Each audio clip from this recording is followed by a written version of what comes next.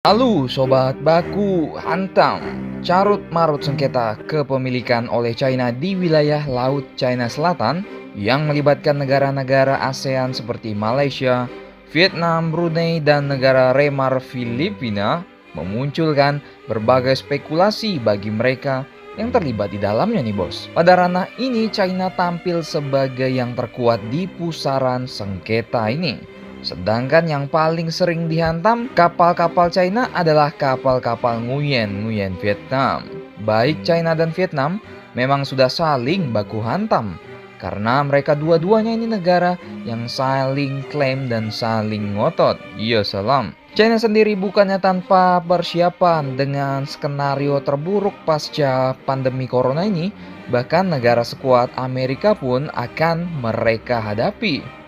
Barbar juga kan Reinhard the Dragon ini. Maaf. Dalam upaya menyebarkan hegemoni di atas Laut China Selatan, memang diam-diam negara Xi Jinping ini membangun beberapa lokasi strategis untuk mewujudkan keinginannya. China bahkan memiliki 3 pangkalan militer berskala besar yang telah selesai dibangun di kawasan yang masih disengketakan tersebut. Gila, bayangkan bos, itu awalnya gugusan terumbu karang, direklamasi, dicor, diborong sama tukang harian, bisa jadi pangkalan militer.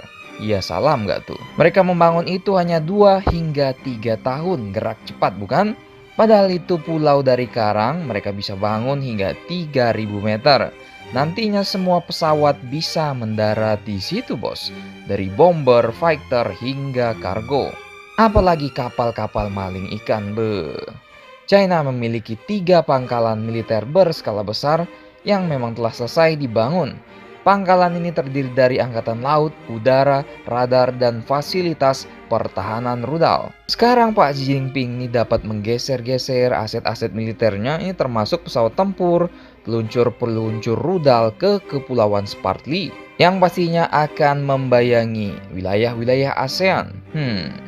Tak hanya pangkalan militer yang siap pakai, China juga melengkapinya dengan berbagai alutsista yang membuat negara pun pasti berdiri bulu jambulnya bos, jambul.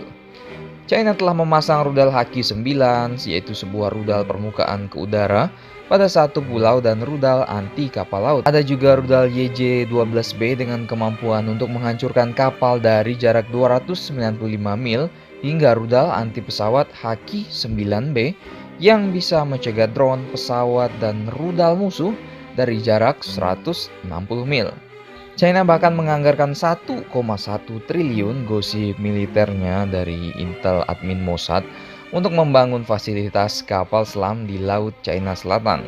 Apakah ini tanda-tanda negara yang mau bersahabat dengan ASEAN? Apa bermusuhan?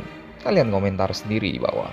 Nah, nantinya unit-unit pangkalan kapal selam yang ada ini akan bertugas untuk mengumpulkan informasi tentang kapal asing yang melakukan operasi di Laut China Selatan, termasuk kapal-kapal perang Amerika yang biasa melakukan manuver-manuver di Laut China Selatan.